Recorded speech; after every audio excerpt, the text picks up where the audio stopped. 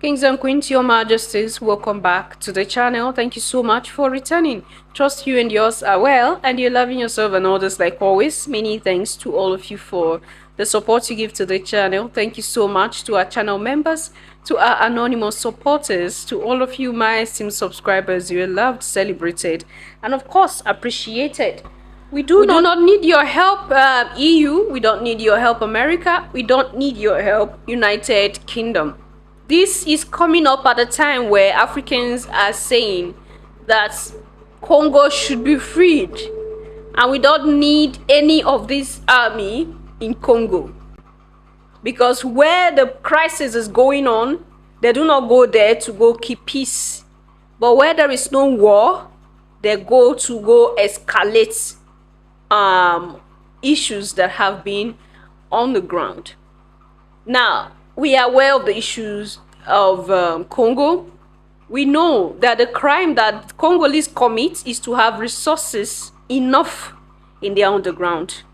Like someone would say, the amount of resources that Congo has is enough, not just to feed them, but it's enough to make them millionaires, each individual in that particular region. But their resources has been exploited, their resources has been taken away by them, and it's like awareness is not created enough. Because the more we keep saying, leave us alone, we don't want you, it seems like these people are not, they don't understand when we say no. There is a civil war going on in Congo. We have issues of the M23 rebel happening in Congo. And all of this is powered by the West.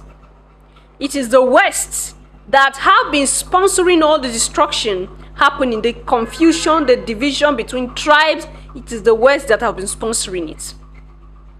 And they are doing it in a way that you would never suspect that they are the ones.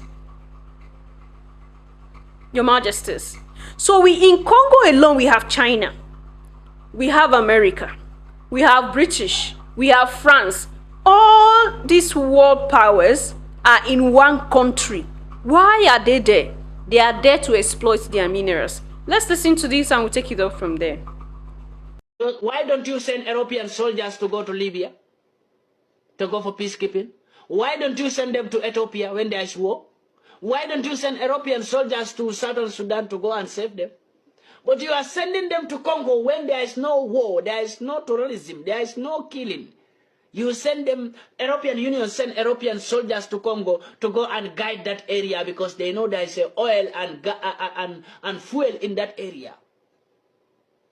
And they say they are protecting those peoples because there is many killing in that area. They have to protect them. That is because Congo president is a fool who accept European Union to send European soldiers to go and stay there. In my country. Do I tell you I don't have soldiers in my country? Why are you sending your soldiers? When do European Union start to help Africa? When do European Union start to send their soldiers to Africa to help Africans? Whatever European Union you are doing in Africa, we know everything, and we are going to emphasize this to our peoples to know who you people are. European Union was sending soldiers to Niger. Some people call it Niger.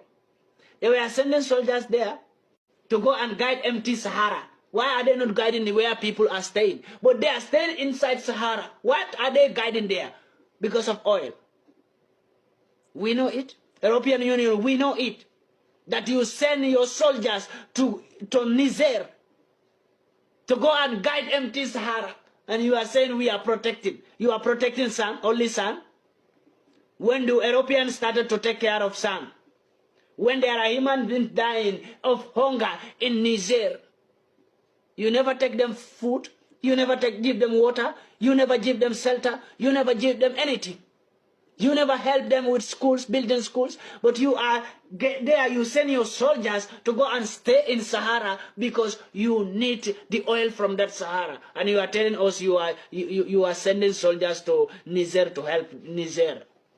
To help them for what? European Union, you can never help Africa, and you people have never been there to help Africa. You people are the enemy of Africa who are trying to steal every resources from Africa.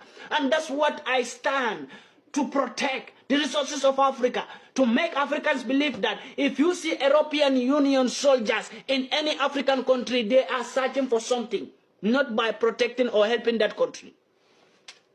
Who are you trying to fool? Who? Me or my peoples? European Union, who are you trying to fool? My peoples or me? Stop fooling yourself. Because whatever you are doing to my peoples in Africa, we know everything. When in Europe here, there are many people dying. Why can't you protect your own peoples? You are saying you are trying to protect Congo. Before European Union will send their soldiers to Congo, why don't they send their soldiers to Ukraine to help them? There is a war in Ukraine. Before European Union will wake up and send their soldiers to Ukraine, why don't they send their soldiers to Ukraine before they will send their soldiers to Congo and saying that they are trying to protect that area because there are many killing? No matter how they kill people in Congo, it will not pass the war that is happening in Ukraine. All right, Your Majesties. That's the absolute truth. Because I don't see why, just, before you close your eyes and open it, they're saying that they want to come and protect a place in Africa. Why are they always claiming that they are giving protection to African countries? When we know the truth, we know that they are not giving any protection to any African country. If they are involved in any country in the continent, it is because of their interests. These people never do anything that does not benefit them. I think this is what, as Africans, we should have in our heads by now. They never do anything that does not benefit them. All they do it because they know that there is something in for them. That is why they are willing to go all in. Because tell me, how will you transport your tanks, your military weapons, your soldiers into another land just like that, out of love? But this is what they want the average African to see them as. They are doing all they are doing to protect Africa. They are doing all they are doing for the interest of Africa. But we all know the truth by now, especially those that are really ready to know the truth. They know the truth that these lies that they keep telling us by day, that they are always doing everything to protect Africa or for Africa's interest, we are not buying it anymore. There are a lot of Europeans who are dying by day. They also have, civil wars happening in their regions. They also have poor people who are dying out of poverty by day in Europe and America. They have people who cannot feed. And why is it that their interest is always in Africa? Their interest is here because they know what they are getting. They know that it is Africa that is feeding them. And it is high time every African understand the power that they have. We have the power to shut the world down if we really want to. But they're going to suppress us so that we are not able to shut the world down. Your Majesties. The American empire is over. We're done. We peaked about 12, 15 years ago, and we are on a down. And it's very hard for the American people, which I understand. I am one. It's hard to get your head around that. We've had a century of on the way up, which is a lot more fun than on the way down. But it does happen to every empire. We're only the latest. Look at the British, how far they've fallen. We're in that process. So the problem with the trickle down is, yeah, there might be more jobs, but they're going to be created in China.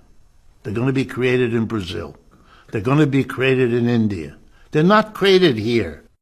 The best electric vehicles in the world right now, but by uniform global agreement, are produced by something called the BYD Corporation, which probably most folks have never heard of, which is Chinese. BYD, the initials, BYD. They make the best quality, cheapest electric car and truck. All right. You don't see them anywhere in the United States. Why not? Because Mr. Trump put a 27% tariff on them, and Mr. Biden raised it to 100%. And people will be forced to buy U.S. stuff. Right. Which then creates U.S. jobs, which again stimulates the economy. All right, let me be the economist.